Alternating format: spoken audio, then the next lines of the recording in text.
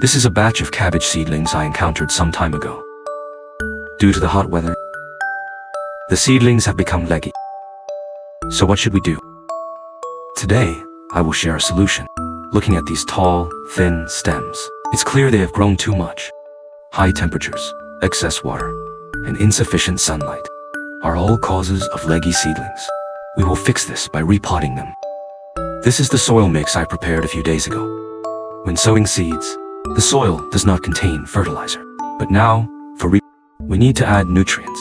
I have added chicken manure, which is rich in nitrogen, phosphorus, and potassium.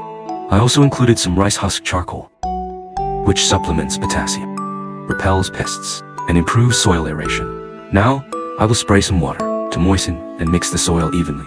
This helps with future watering. First, place a layer of soil in the seedling cup, but do not fill it completely.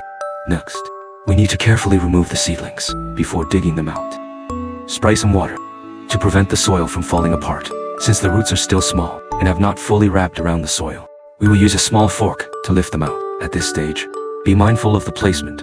The soil should cover just below the seed leaves. If it's too high, remove some soil from the cup.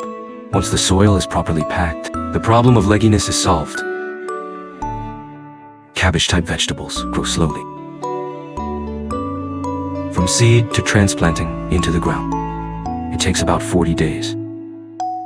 So, repotting them is necessary. Mine became leggy, so I repotted them early to rescue them. If there's no legginess, you can wait a bit longer before repotting. Try to place them in a cooler area with more light. Another important point is watering. Do not water unless the soil is dry. Water in the morning, not at night. And do not overwater. Have you learned how to do it?